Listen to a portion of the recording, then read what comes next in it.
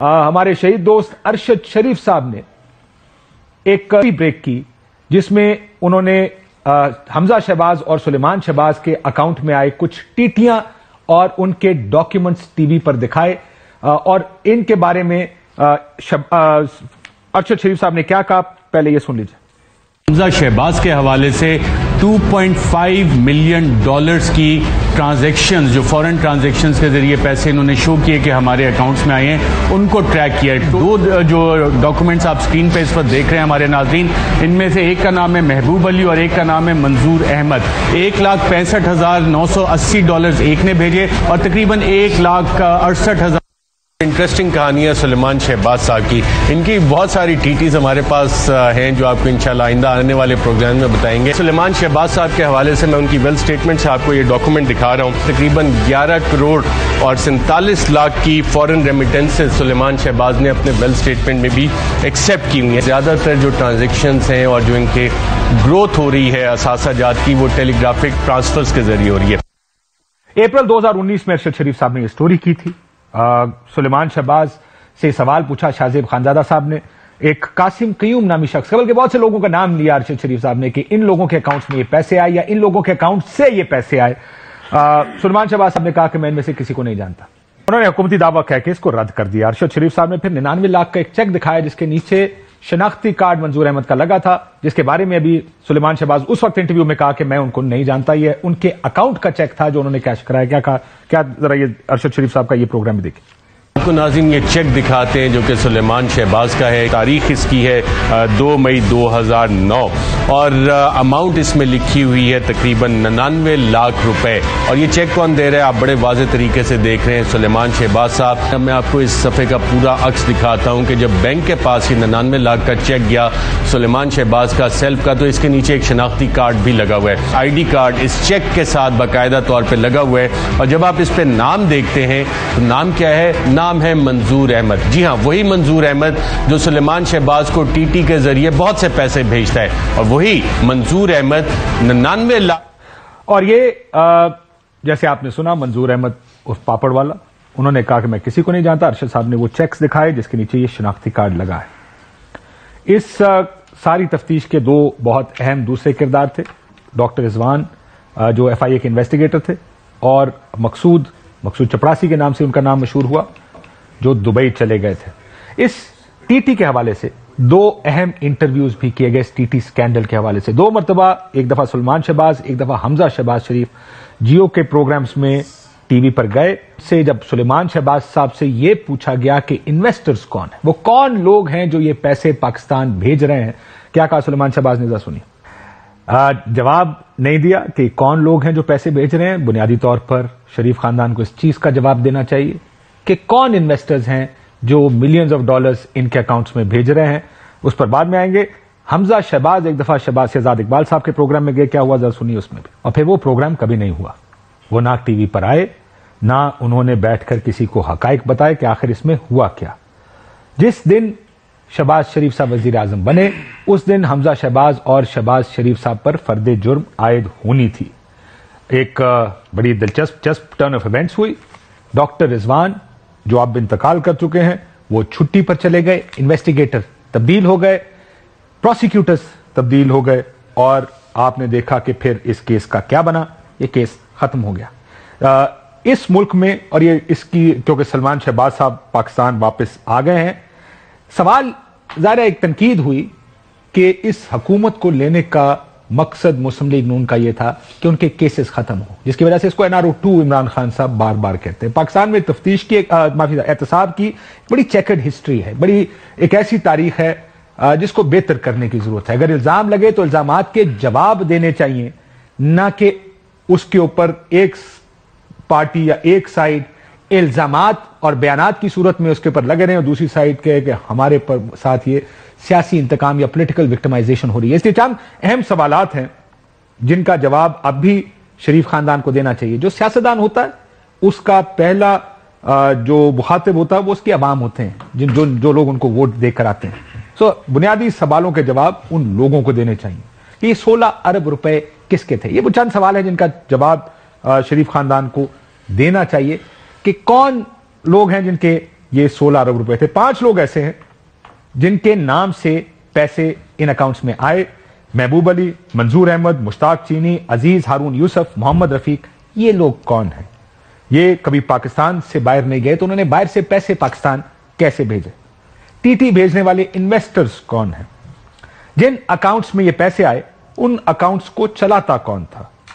جو انٹرویوز جس میں 2 ارشد شریف صاحب نے کیے انہی لوگوں کے, ان انٹرویوز میں کتنی صداقت ہے؟ ارشد شریف صاحب نے 2 انٹرویوز بھی کیے تھے ان لوگوں کے, کتنی صداقت ہے یہ جب تک کلیئر نہیں کریں گے, کیونکہ ایک بزنس مین اگر باہر سے ٹیٹیاں منگوائے زیادہ اس کے اوپر ٹیکس ایویژن کا کیس ہے, لیکن اگر ایک سیاستدان ایسے کرتا ہے تو اس کے اوپر صرف ٹیکس ایویژن کا کیس نہیں ہے, دس از ان ایکسپلینڈ منی, یعنی یہ پیسہ ہنڈی کے ذریعے اگر پاکستان سے باہر گیا ہو اگر مفروضے کے طور پر, تو اس لیے جب آپ پر کوئی الزام لگے اس کے جواب دینا بھی سیاستدان کی نہ صرف ذمہ داری ہے اپنے ووٹر کے لیے بلکہ کورٹس کے سامنے بھی ان کو جواب دینا چاہیے. لیکن اب یہ کیسز بند ہونے شروع ہو گئے.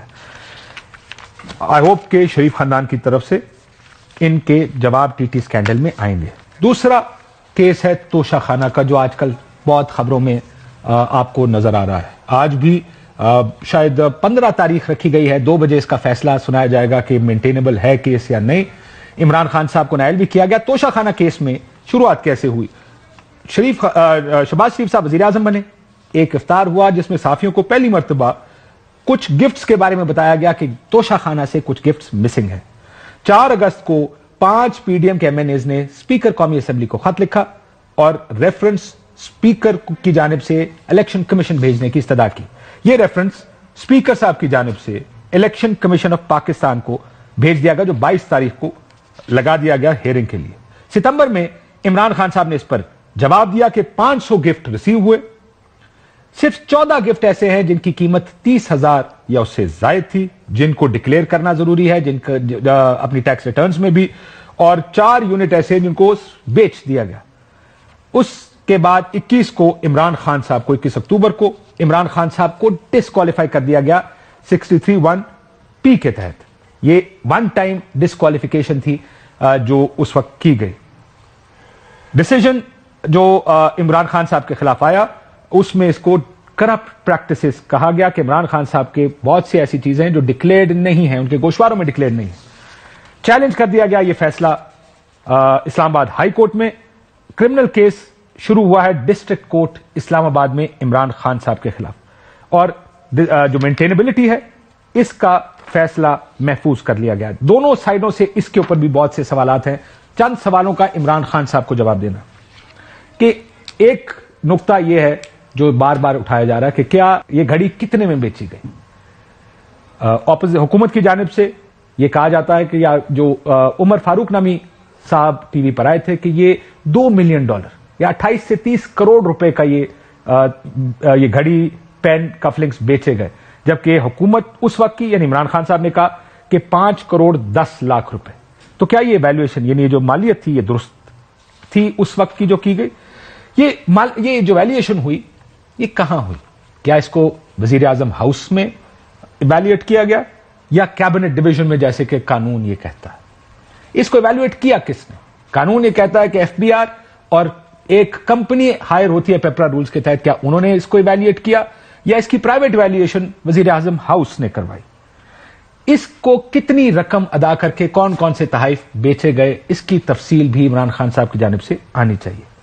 ایک سوال جو بار بار دکھائی دے رہا ہے کہ اس کی رقم کیا تحائف بیچنے سے پہلے ادا کی گئی یا تحائف بیچنے کے بعد ادا کی گئی. مشتاق نامی شخص جس کے بارے میں کہا جاتا ہے تحریک انصاف کی جانب سے کہ اس نے یہ گھڑی اور یہ سارے سیٹس خریدے, تو سوال کیا واقعی انہوں نے اس کی تردید کر دی ہے کہ گھڑی کیا واقعی مشتاق نامی شخص کو بیچی گئی, اور اگر ہاں تو اس کا ثبوت کیا ہے؟ کیونکہ ایک رسید ضرور موجود ہے اور اس رسید کو ڈینائی کر دیا ہے اس دکان کے اس وقت کے مالک نے. اور یہ بھی یہ گھڑیاں کب بیچی گئیں, کیا رولز کے مطابق خرید و فروخت ہوئی؟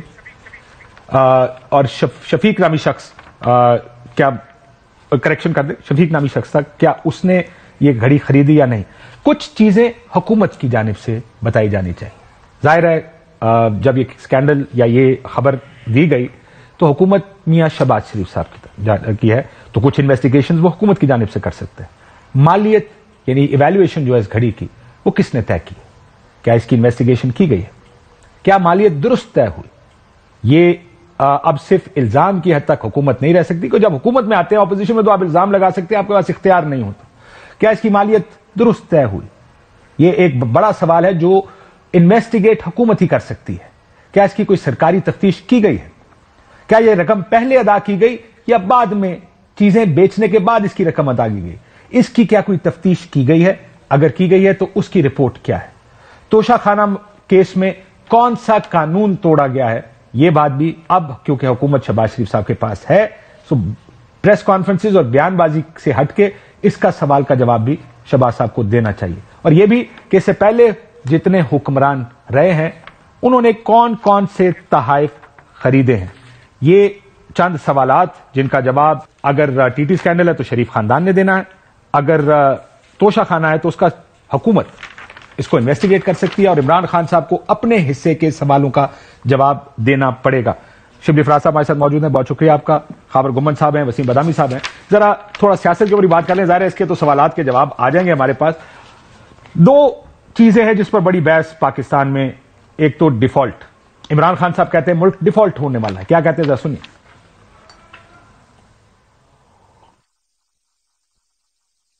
جس تباہی کی طرف ہمارا ملک جا رہا ہے، ہمارا ملک اپنے بیرون ملک قرضوں کی قسطیں ادا کرنے کے اوپر ڈیفالٹ کرنے جا رہا ہے، اور ڈیفالٹ کا مطلب یہ ہے کہ سارا جو باہر سے پاکستان میں فنڈنگ آتی ہے وہ سب رک جائے گی۔ اسحاق ڈار صاحب کہتے ہیں کوئی ڈیفالٹ نہیں۔ پرابلم یہ ہے کہ اپنے ملک کو بدنام کرتے ہیں، اور بدنام کرنے کی جو سر فہرست ہے وہ عمران خان نیازی صاحب خود ہیں۔ اللہ نہ کرے یہ کبھی پاکستان لگ ڈیفالٹ نہیں کرے، ہماری جو ہسٹری ہے اس میں کبھی پاکستان نے الحمدللہ بڑی سے بڑی انشاءاللہ اللہ کی مدد سے ہم ڈیفالٹ نہیں کریں گے، لیکن کون ٹھیک کہہ رہا ہے؟ دوسرا، عمران خان صاحب کا الیکشن کروانے کا مطالبہ تو پرانا مطالبہ، آج شہباز صاحب نے اس کا جواب دے دیا۔ انہوں نے کہا اپنا سیاسی اثاثہ داؤ پر اس لیے نہیں لگایا کہ ہم فوری الیکشن میں چلے جائیں۔ کیا کہا شہباز صاحب نے، ذرا سنیے۔ نے اپنا سیاسی اثاثہ داؤ پہ لگایا ہے، اس لیے نہیں کہ ہم فوراً چلے جائیں جنرل الیکشن میں، اس لیے کہ معیشت کو پوری کوشش کے ساتھ، ایمانداری کے ساتھ کوشش کر کے ٹھیک کریں، باقی اللہ تعالیٰ کے ہاتھ میں۔